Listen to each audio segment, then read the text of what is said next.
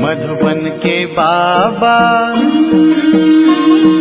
मधुबन के बाबा मुरली वाले, आपका क्या कहना, आपका क्या कहना। ओम शांति। आज 17 अक्टूबर 2022 के साकार मधुर महावाक्य हैं।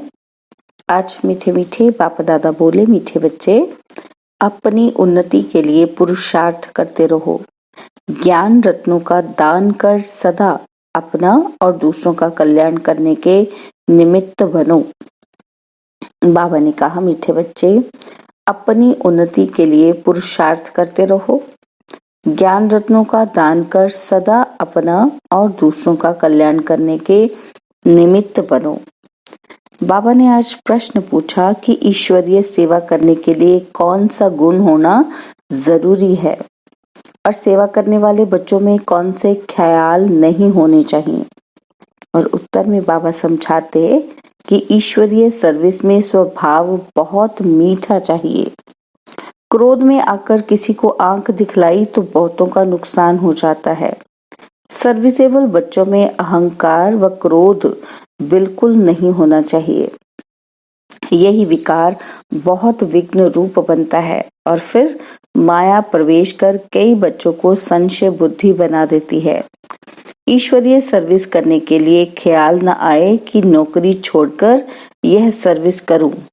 अगर नौकरी छोड़कर फिर यह सर्विस भी न करे तो बोझ चढ़ेगा। मुरली का गीत है ओम नमः शिवाय। ओम शांति। भगत लोग जब ओम नमः शिवाय कहेंगे तो शिव के लिंग और शिव के मंदिर को याद करेंगे, नमः कहकर पूजा करेंगे। वो ही भक्ति। हम तो शिव बाबा को कहेंगे कि तुम माता पिता, हम बालक तेरे। अब तुम चित्र को नहीं कहेंगे। तुम जानते हो, क्या जानते हैं कि वह शिव बाबा हमको पढ़ा रहे हैं। रात दिन का फर्क हो गया, यह दुनिया को पता ही नहीं है। शिव बाबा निराकार आकर पाठशाला में पढ़ाते हैं। क्या पढ़ाते हैं? सहज राजयोग और ज्ञान। जैसे क्राइस्ट का पुस्तक है, क्राइस्ट ने जो ज्ञान दिया उनका बाइबल बना। यहाँ शिव पुराण है, परंतु वह तो दूसरे किसी ने बनाया है। वास्तव में सच्चा शिव पुराण गीता है। बाप ने तुमको समझाया है, तुमको फिर औरों को समझाना है। शिव बाबा ने क्या समझाया? शिव का जन्म भी सुनाते हैं। अब शिव पुराण गीता को कहें व शिव पुराण को कहें तो दो तो हो ना सके। भारत का धर्म शास्त्र एक होना चाहिए। जो धर्म स्थापन करते हैं उनकी जीवन कहानी बनाते हैं। इसने यह सुनाया, क्राइस्ट ने भी ज्ञान सुनाया होगा जिसका बाइबल बना। तो उस पुराण में बहुत कथाएं हैं। अब कथा सुनाई है बच्चों को, परंतु पार्वती का नाम डाल दिया है। उसमें तो दिखाया नहीं है कि पवित्रता की प्रतिज्ञा कराई है। मन मना भव अक्षर शिव पुराण में नहीं होगा। शिव पुराण अलग है। यह है श्रीमद् भगवत गीता। भगवान तो एक सिद्ध करना है, उनका नाम शिव है। वह गीता फिर कृष्ण पुराण हो जाती है। वास्तव में श्री कृष्ण तो पतित पावन है नहीं, शिव पतित पावन है। भारत का धर्म शास्त्र है गीता। शिव पुराण को तो सब नहीं मानेंगे। अब कहेंगे गीता से देवी देवता धर्म स्थापन हुआ। वह तो शिव ही कर सकता है। श्री कृष्ण भी सांवरे से गोरा बनता है, फर्क बहुत है। बच्चों को समझाया जाता है कि जो समझते हैं उनका फर्ज है अलौकिक कार्य करना, खुशी होनी चाहिए। अथाह खजाना मिलता है तो दान देना है। बाप का परिचय देना बहुत सहज है। भक्त भगवान को याद करते हैं, भगवान आकर फल देते हैं। फल कौन सा? भगवान जीवन मुक्ति ही देंगे। सर्व का सदगति दाता श्री कृष्ण को नहीं कहा जाता, परमपिता परमात्मा को कहेंगे। तुम जानते हो परमात्मा निराकार है। श्री कृष्ण को परमात्मा नहीं कह सकते। श्री कृष्ण सभी आत्माओं का बाप बन नहीं सकता। सभी आत्माओं का पिता परमपिता परमात्मा ही गाया हुआ है। बच्चों को अच्छी रीति बाप का परिचय देना है। वह तो सर्वव्यापी या लिंग कह देते हैं, भला लिंग का ऑक्यूपेशन क्या होगा? परमपिता परमात्मा की तो महिमा है पतित पावन ज्ञान का सागर। यह पोस्टर बाहर लगा देना चाहिए, कोई भी आए तो पढ़े। तुम जाकर राधे कृष्ण व लक्ष्मी नारायण के मंदिर में समझाओ, हमारा लक्ष्मी नारायण का चित्र बहुत अच्छा है, इस पर समझाना चाहिए। लक्ष्मी नारायण के मंदिर वाले अक्सर गीता जरूर पढ़ते होंगे। अपनी उन्नति के लिए पुरुषार्थ करना है, बाप से ऊंच वर्षा पाने का शौक चाहिए, अपना और दूसरों का कल्याण करना है। शिव बाबा तो सभी का कल्याण करने वाला है, तुमको भी कल्याणकारी बनना है। बाबा कहते हैं मेरा अकल्याण कब होता नहीं, अकल्याणकारी रावण है, यह मनुष्य नहीं जानते। तुमको जाकर समझाना है, बादल भरकर फिर जाए बरसना है। शौक कितना होना चाहिए? अगर दान नहीं करते तो जरूर कहेंगे अपना कल्याण नहीं किया है, तब औरों का कर ही नहीं सकते। सेंटर्स पर बहुत अच्छे अच्छे आते हैं, परंतु औरों का कल्याण करे वह नहीं करते। सुनते हैं फिर धंधे में थक कर घर गए तो खलास, दान नहीं देते हैं तो वह कोई ब्राह्मण नहीं ठहरे। ब्राह्मण जानते हैं कि हमको देवता बनना है, हर एक को अपनी दिल से बात करनी है। अगर किसी को देवता नहीं बनाया तो ब्राह्मण कैसा? शिव बाबा कहते हैं मैं तो हूँ ही कल्याणकारी, तुमको भी कल्याणकारी बनना है। भल जिनको धारणा नहीं होती उनके लिए स्थूल सर्विस है। यहाँ बच्चे आते हैं जिनकी सर्विस की हुई है। सर्विस सेंटर्स पर बच्चों को अपने से पूछना है कि हमने कितनों का कल्याण किया। आते बहुत हैं, थोड़े बहुत हैं जो सर्विस करते हैं, बाकी धंधे में लग जाते हैं। समझते हैं पवित्र बनना है सिर्फ, परंतु धन दान भी करना है। अपने से पूछना है अगर हम किसी का कल्याण नहीं करेंगे तो पद क्या पाएंगे? बहुत बच्चियां कल्याण कर पंडा बनकर आती हैं, उनमें भी नंबरवार हैं, कोई फर्स्ट क्लास, कोई सेकंड, कोई थर्ड में रखेंगे। तो अपना कल्याण करना चाहिए, जिनको अपने कल्याण का नहीं वह क्या पद पाएंगे? बहुत ऐसे सेंटर्स हैं जिनमें कई बच्चे सर्विस नहीं करते, इतनी ताकत नहीं जो जाकर दान करें। सवेरे मंदिरों में बहुत जाते हैं, जाकर ढूंढना पड़े कि देवता धर्म वाला कौन है। अब बाप कहते हैं कि मैं इस तन में आया हूँ, वह तो छोटे शरीर में जाकर आत्मा प्रवेश करती है। घोस्ट छाया के मुआफिक आते हैं, यह भी वंडर है। कैसे घूमते फिरते रहते हैं, कौन बैठ पता निकले।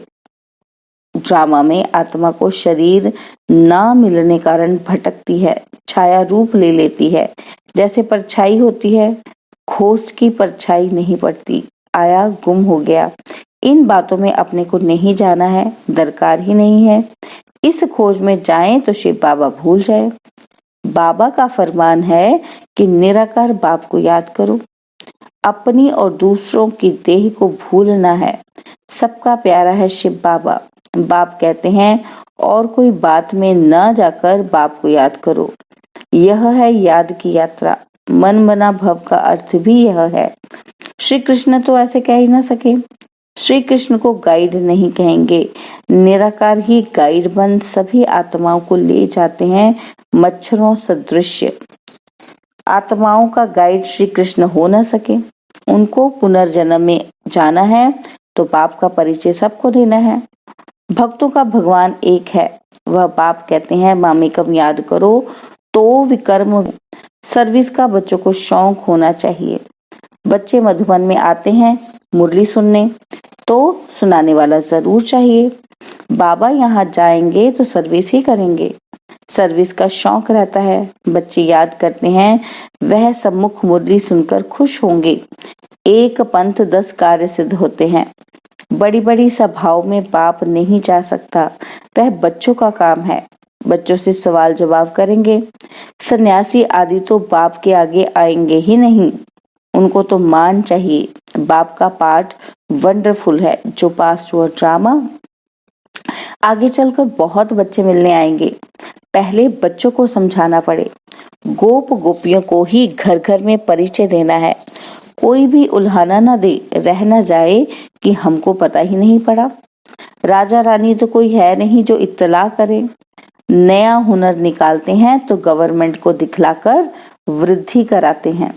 यहाँ तो प्रजा का प्रजा पर राज्य है। निमंत्रण बच्चों को देना है, इसके लिए चित्र आदि छपाते रहते हैं। ये चित्र बाहर भी जाएंगे। बच्चों को मेहनत करनी है। जो जो भाषा जानता है वह उस भाषा में जाकर समझाए। अनेक भाषाएं हैं। बाबा राय देते हैं कि पूना और बेंगलोर तरफ सर्विस को खूब बढ़ाओ, सबको मालूम पड़े। सब भाषाओं में पर्चे छपाने हैं। बेहद की बुद्धि चाहिए। ऐसे भी नहीं कि बाबा नौकरी छोड़ूं। नौकरी छोड़ी फिर ये सर्विस भी ना कर सके तो बोझ चढ़ेगा। इसमें स्वभाव बहुत मीठा चाहिए। क्रोध बहुतों में है। आंख दिखला देते हैं फिर रिपोर्ट आती है। अच्छे अच्छे बच्चे लिखते हैं कि हमारी सुनते नहीं हैं। यह अक्षर निकालना चाहिए। बच्चों में देह अहंकार व क्रोध है तो बहुतों को नुकसान पहुंचा देते हैं। बाप को बच्चों का कितना ख्याल रहता है। सब बच्चों पर नजर रखनी होती है।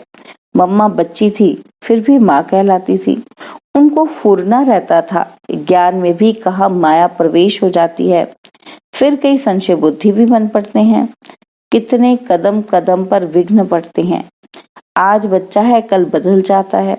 विकार पर कितना झगड़ा होता है। बहुत पूछते हैं कि इस संस्था की ग्लानि क्यों है। समझते नहीं है ना। शास्त्रों में श्री कृष्ण की कितनी ग्लानि की है कि फलानी को भगाया, यह हुआ। श्री कृष्ण तो ऐसा कर न सके। यहाँ भी भगाने का कलंक लगाते हैं। घर बार छुड़ाते हैं। क्यों छुड़ाते हैं या तो कोई जानते ही नहीं। जब तक समझाया जाए क्यों विघ्न पड़ते हैं। मुख्य है काम विकार, जिस पर तुम बच्चे विजय पाते हो। यह वंडरफुल बाप है। ब्रह्मा द्वारा ही ब्राह्मण रचे जाते हैं। पहले पहले शिव बाबा का परिचय देना है, उनसे वर्षा मिलना है। माया ऐसी है, तकदीर में नहीं है तो भूल जाते हैं। कितना माया के विघ्न पड़ते हैं, धारणा नहीं होती है। यह भी विघ्न है ना कि क्यों नहीं इतनी सहज सर्विस कर सकते हैं। भगवान बाप तो वह है, उस अल्फ को याद करो। भगवानुवाच कि मामेकम याद करो तो मुझसे वर्षा मिलेगा। ओ गॉडफादर भक्त कहते हैं ना, तो बाप से वर्षा मिल रहा है। कुछ सर्विस का शौक होना चाहिए, नहीं तो पद ऊंचा पा नहीं सकते। सर्विस तो ढेर है, रोला बहुत है। बाप का नाम भी गुम, नॉलेज भी गुम है, तो पहचान देनी पड़े। हमको बाप का हुक्म मिला है, निमंत्रण देना है। इसमें कोई क्रोध नहीं करेंगे। पोस्टर्स छपे हैं सर्विस के लिए, रखने के लिए नहीं बने हैं। शिवाय नमः अक्षर बहुत अच्छा है। पूरा शिव बाबा का परिचय है। निराकार शिव बाबा आया है, जरूर वर्षा दिया है।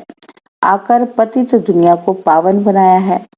ऐसे ऐसे अपने से ख्याल कर फिर जाकर कोई को समझाना पड़ता है। शिव के मंदिर भी बहुत हैं। गुप्त वेश में जाकर बोलना चाहिए, ये शिव कौन है। शिव बाबा को तो निराकार परमात्मा कहा जाता है। उन्होंने क्या किया जो इतना मंदिर बनाया है। युक्ति से जाकर समझाना चाहिए। अब भल समझे वरना ना समझे। अंत में याद आएगा कि कोई ने हमको समझाया था।